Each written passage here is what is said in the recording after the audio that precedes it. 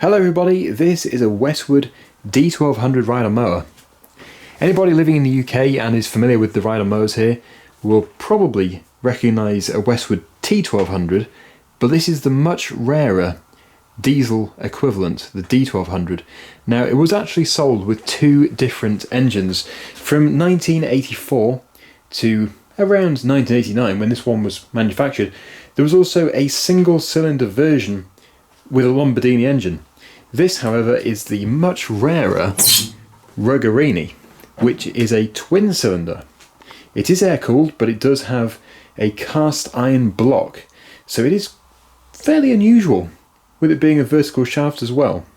You can see here we have the plaque, Ruggerini. It is an Italian brand, the MD159, and it was actually a division of Lombardini.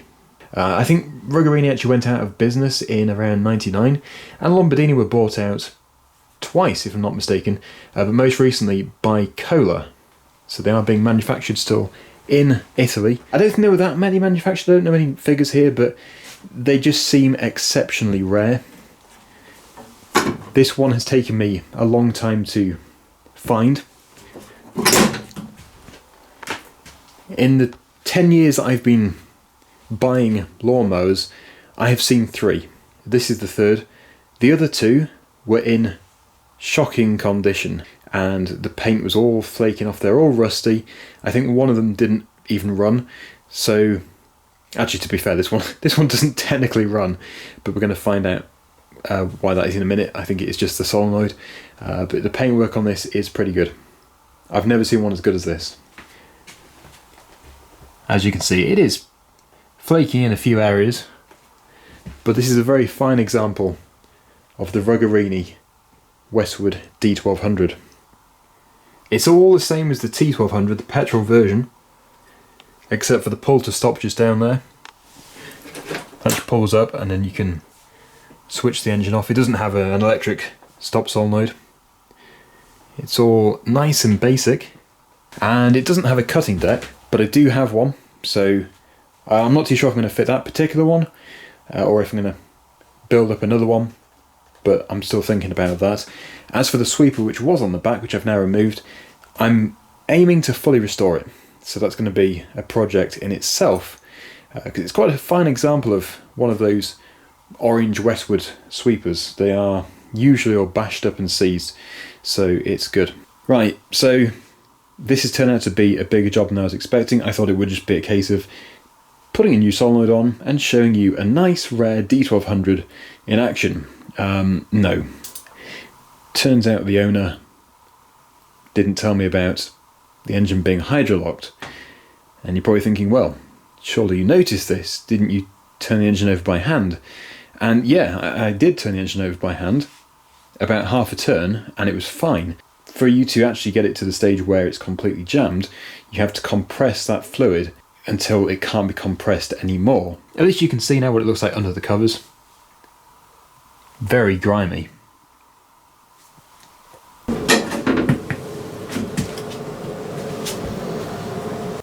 I've just removed the bonnet for better access, and you can see how wet it is around here. I think the first step is to take one of these covers off, and we'll take a look inside.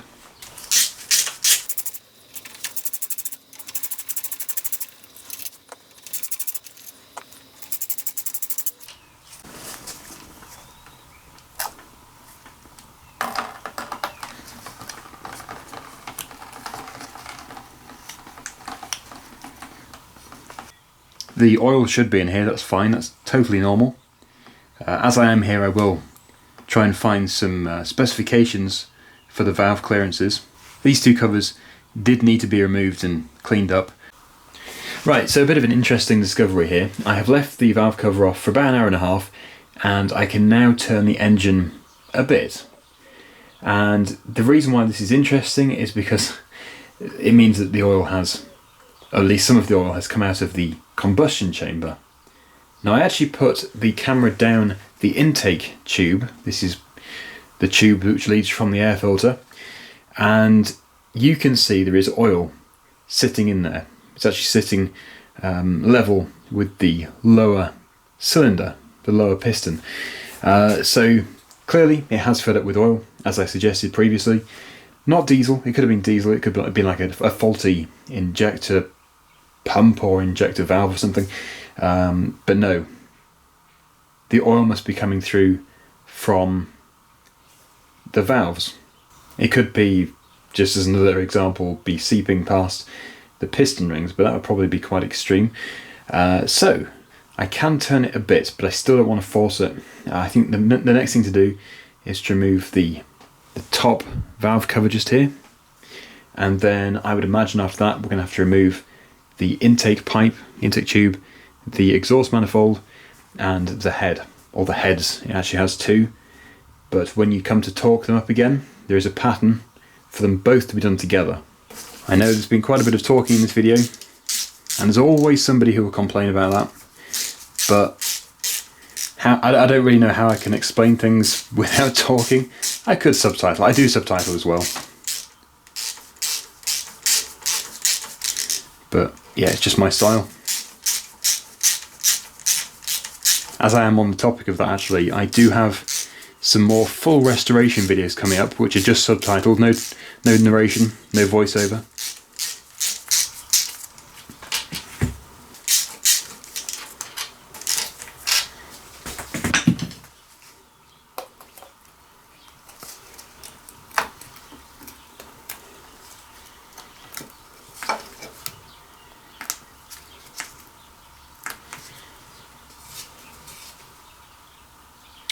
Again, these gaskets are so bad. I think they were leaking anyway. As suspected, yeah, nothing really unusual going on here. But this is likely where the oil is coming from to get into the combustion chamber.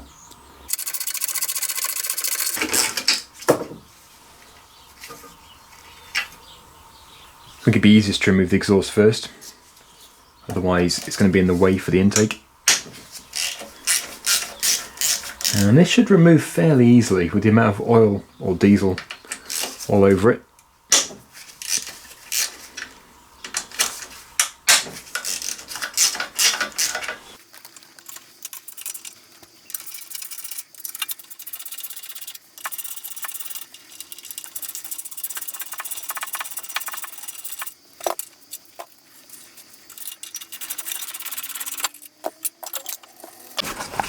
Quickly catch that on camera. You can see the oil draining out of the exhaust port. Okay, let's just remove the muffler entirely.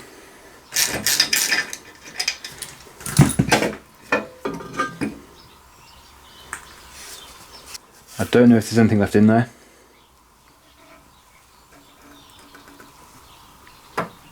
Just a bit. So that needs to be cleaned out. But there you go, that is the exhaust port. Absolutely full of oil. And water, possibly. That could have just been from a bad gasket. Right, now for the intake.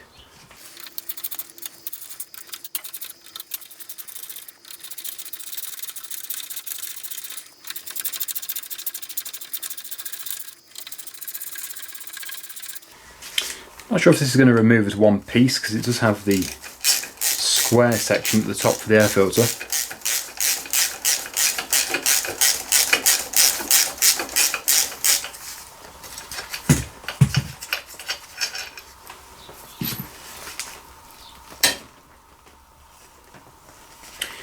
Once again, full of oil.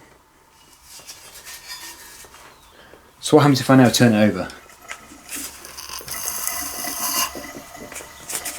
Still difficult, but it is a diesel, so it's got high compression. Certainly not hydrolocked, not anymore. It is draining out. So the question is this issue going to be localised to just the bottom cylinder, or is it an issue with both and the oil has just got in there because of where the oil level is? I think it's looking likely that it's just the bottom cylinder.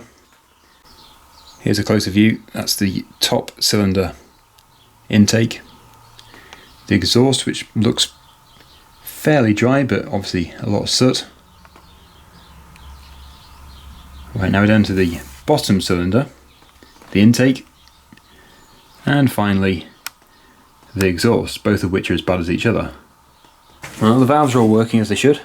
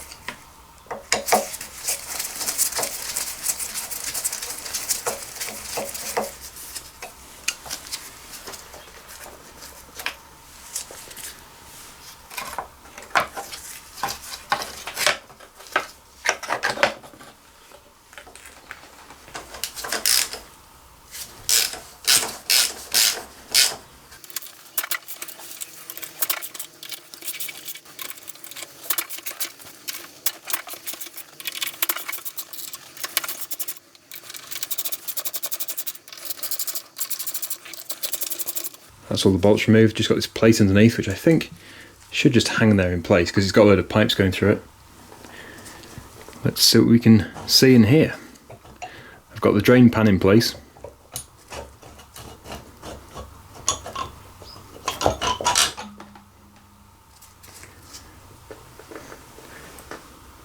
You can see the oil sitting in the bottom of the cylinder,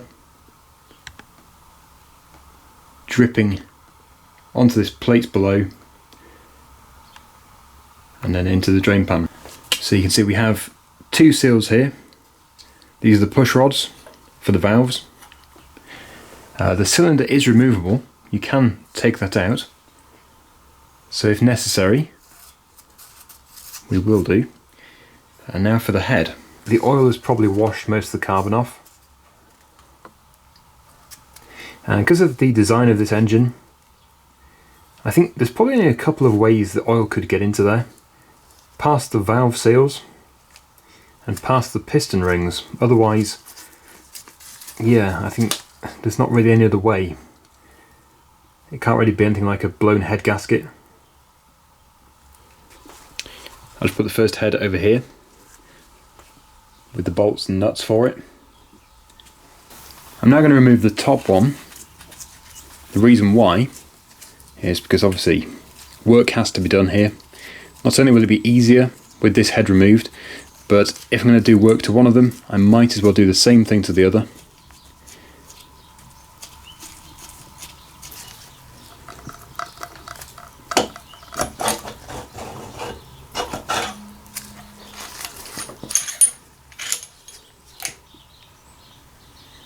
And there is actually oil in there as well. Not as much, but there is some. Yep, definitely oil, not diesel. And some carbon. So this is interesting.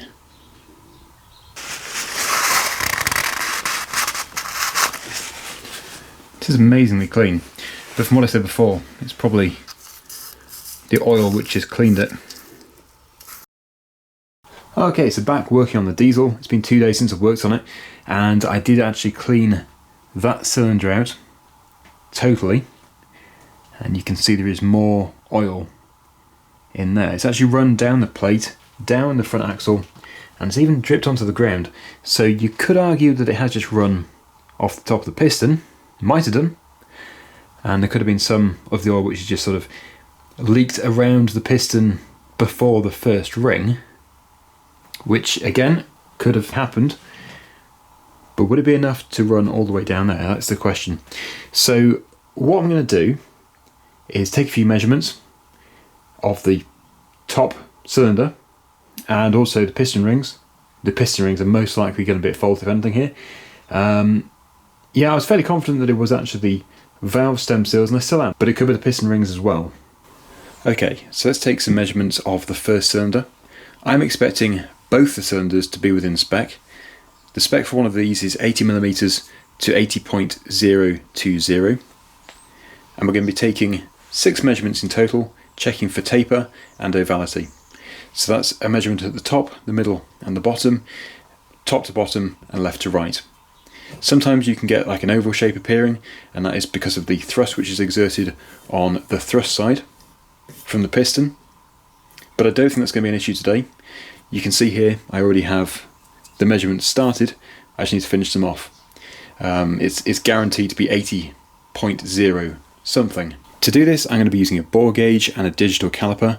It's not 100% accurate, but it is certainly close enough for this.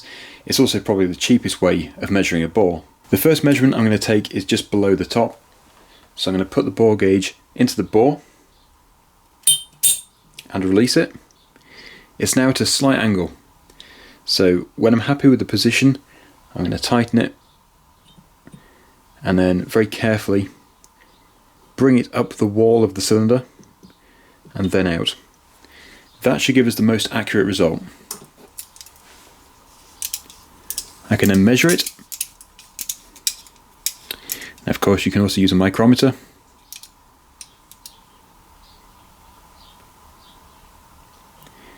And you can see we have a reading of 80.02, which is absolutely fine. There are now 5 more measurements to take, so I'm going to do those very quickly, and then we can take a look at the second cylinder. As you can see, that was a fairly good set of results, very consistent. One of them at the end here was actually borderline 0.1, so that is fine, that's all within spec. I'm now going to remove the bottom cylinder.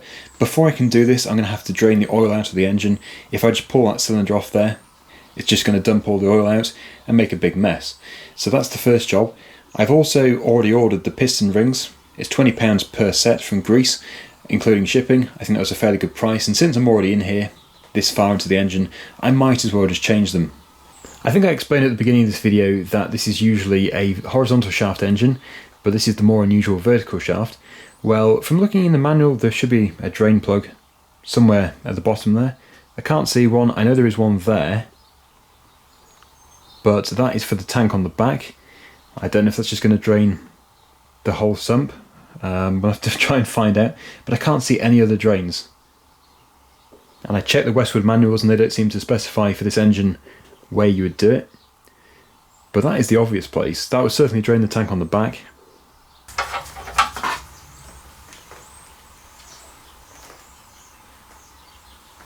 I was expecting that to be a bit faster. Yes, nice cold, thick, carbon-filled oil. Bit of improvising there. Works though. Saves it from going all over the chassis. At least any more. The chassis is already covered. Looks fairly clean oil. There's some water in it. Like a bit of like creamy discolouring. Just old oil.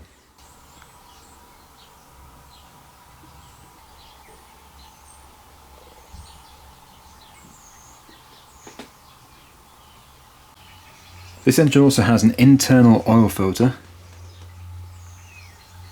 The bolt which you use to remove it even says oil filter on it. I'll remove that when it comes to servicing the engine, so it can stay in there for now. Most of the oil has now drained. I'm going to remove that cylinder. Just to clarify, it has to be removed for me to check the conrod. It can bend the conrods if you aqualock an engine. I just don't know what the previous owner did. I would hate to reassemble it and then find that one of them is bent.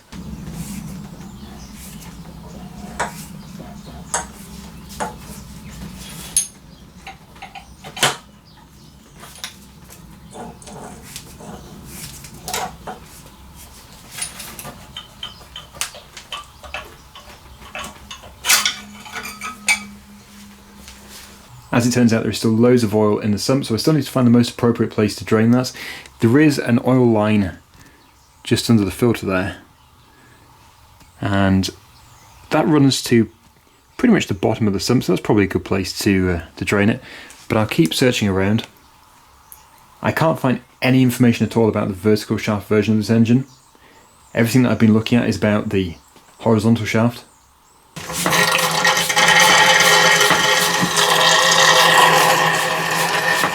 This one is much more oily than cylinder 1. So I'm now going to take the measurements for cylinder 2. Again, I think it is going to be within spec. I think they're going to be fine. I think the problem, as I keep saying, is going to lie with the seals in the valve stems and also potentially the piston rings.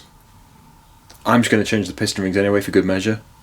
And there we go, we have the results for cylinder number 2.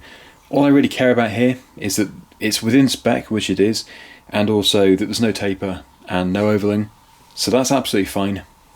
As I said, I couldn't see any reason why the cylinder would be at fault here. Back to the cylinder heads, I am just waiting for parts, as you know, but I can start to figure out if it is the valve stem seals that are leaking. The injector will be removed when I remove the valves, and I'm going to test that, make sure it's all good. And I think this is the perfect opportunity to pour some diesel into the exhaust port and the intake port and see if it leaks out of the valve seat and also out of the valve seals, the valve stem seals. So if I just position this here and then fill it up,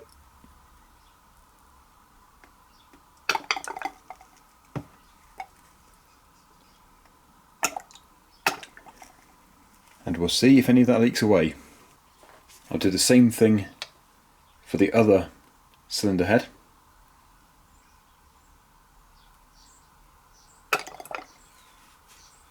This one shouldn't leak.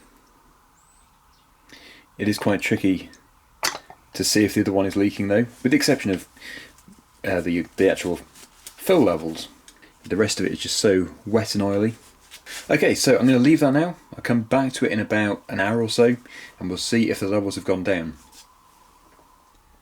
1 hour later, and it is looking very similar. There is a tiny amount just starting to seep out of one of the valve seats, but overall it is managing to maintain the same level. I can't see the actual valve stem seals, but it's looking unlikely that it's leaking through them. As I said previously in the video, I am going to change the piston rings anyway, so I would have already eliminated the piston rings as an issue. I will come back to the cylinder heads to see how much they have leaked. But yeah, the greatest issue with this is because the engine is in the machine still, and it's a vertical shaft, so the pistons are on the side rather than flat over the top, which would have made it easier to remove them. And what I don't want to do is have to take the engine out of the machine. I prefer just to remove the piston here, leave the conrod in place.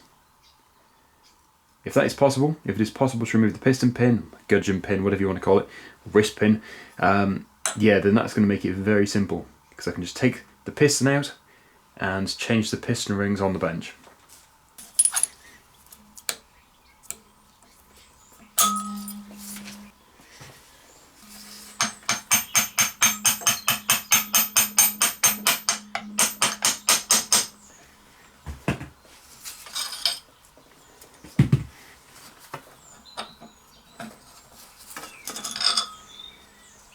And there we go. The piston is removed. I can now properly inspect the conrod as well, and it looks straight, so that's good. Everything's looking okay. As for the piston, nothing obviously wrong. No cracks from what I can see. So next thing to do is to measure the wear on the piston rings. One thing to note actually, as you've just seen, I've removed the piston, which meant removing the 2 retaining clips.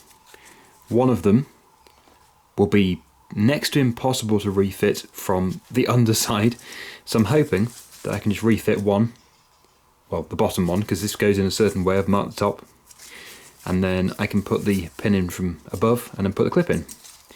That should make it easy. So here we have the bottom cylinder again. Okay, I'm just very carefully removing the piston rings. So we have the top compression ring. The workshop manual for this engine actually recommends measuring them from the bottom. So we put them in through the bottom of the cylinder,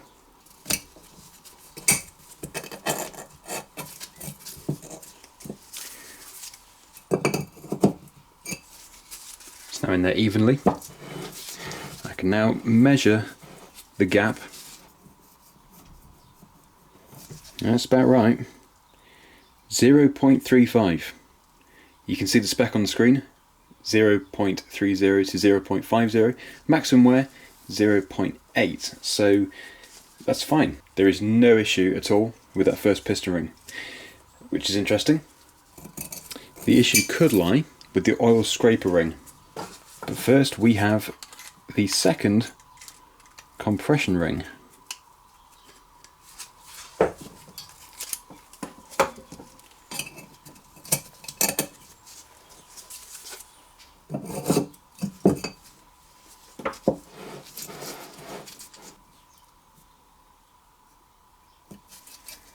It's just a bit less than that. It's exactly the same as the first one.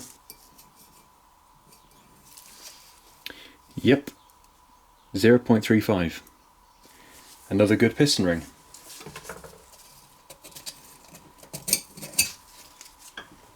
Finally we have the oil scraper ring.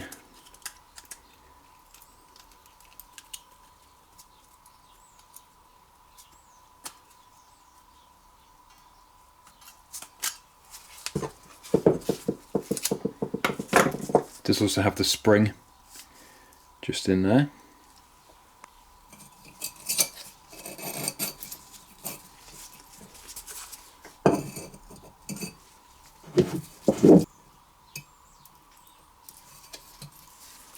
They're like new, these. There we have it. 0.28. A good set of rings, which is interesting. You can see how the soot is more prominent on this side. I'm going to leave this test going. I'm going to leave the fuel in and see if it goes down and see where it comes out of. But obviously it's not pressurized at all. It's just literally some fuel sat in the intake and exhaust.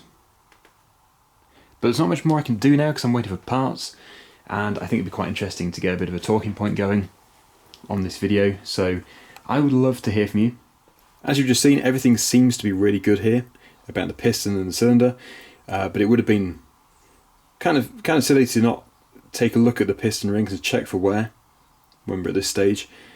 So yeah, next time, removing the valves, we'll be checking the valve stem seals, replacing them, putting the new piston rings on. As I said, they're coming from Greece, and with a bit of luck we'll be getting it running, and then I can start working on the rest of the machine. But there we go, part 1 of the Ruggerini. Thanks for watching. I'll see you again soon.